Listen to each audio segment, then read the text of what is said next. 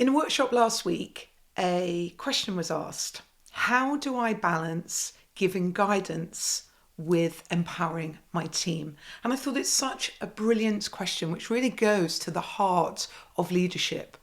Leaders absolutely empower their teams, but there is a real skill to it. So I thought in this week's video, I'd expand on that discussion and share it with all of you. And I think there are 4 steps that make all the difference. So step 1, when you're about to delegate a piece of work, you need to think about who you are delegating it to. And the number 1 question to ask yourself is, how much experience does this person have? Have they done this task before? Would you expect them to be able to do this task well? Are they going to need a lot of help? Because that's going to help you choose who the right person is for the right job and the appropriate amount of guidance that you are going to give. Somebody who is new in a role is going to need a lot more guidance and support than someone who has been in that role a year or 2 and has really good experience. That already tells you that you will be more directive with somebody with less experience and more facilitative with somebody who has much more experience. Okay, so thinking first, who's the right person for the job? Second, you need to be super clear when you delegate the work. What you're doing is describing the outcome of the task.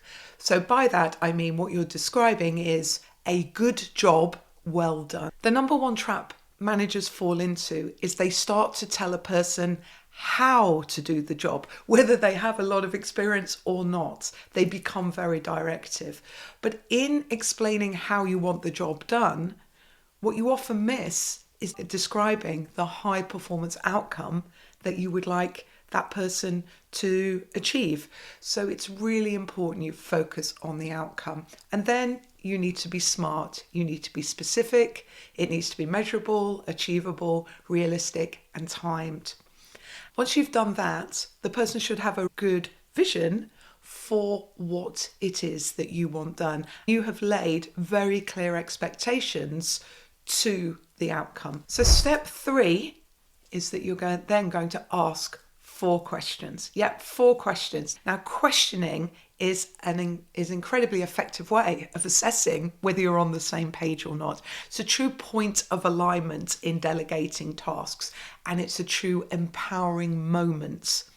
The first question to be asked is, from your perspective, can you explain to me what needs to be done? What this question will do is flush out whether you're on the same page or not. Now, if you've asked somebody to do something and they've done it hundreds of times before, you don't really need this question. But remember, this is about balancing empowering and guidance, whether you need to jump in and get involved or whether you don't.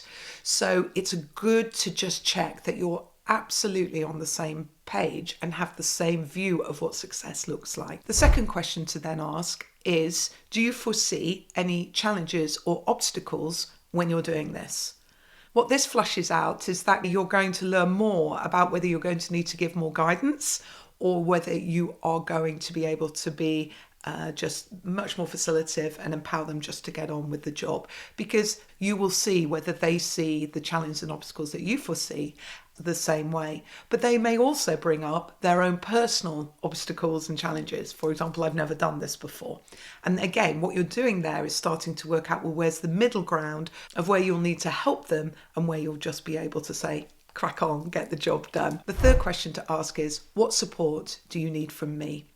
Now, what this flushes out is where they're going to need help from you and what involvement they expect you to have. And then again, what you're doing is getting on the same page in terms of that level of support. And what this should do is set clear boundaries of what they're doing and what you're doing and prevent you swooping back in and taking control, which can happen if you're not clear.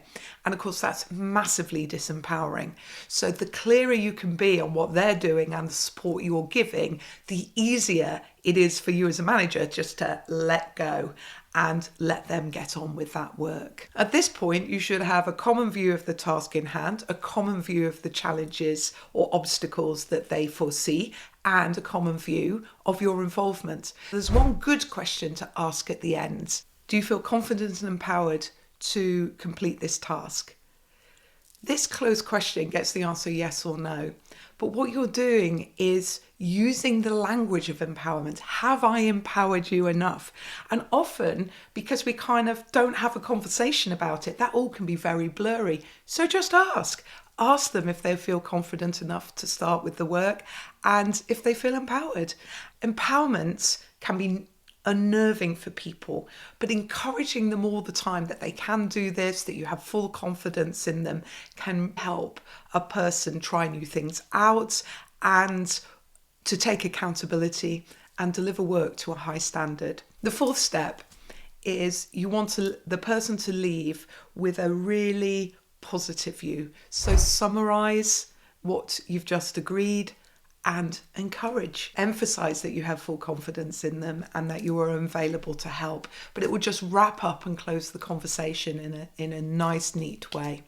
So it's 4 steps. Think about the person you're delegating to and whether they have a lot of experience or only a little experience, and delegate appropriately. Be super, super clear when you delegate the work so that the two of you have a common view of the outcome of the work.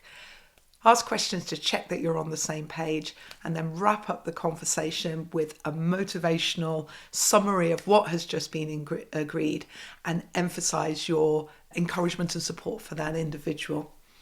If you want help on the questioning skills, the video I did last week is all about using questions to improve your influence with your team and your stakeholders. If you have any questions on this, please put it in the comments. I will be around to answer them. If you found this video useful, please like, subscribe and ring the bell, and you'll get notified of each and every video that I release, and it helps other people, like-minded managers like yourself, find this channel, for which I would be super grateful.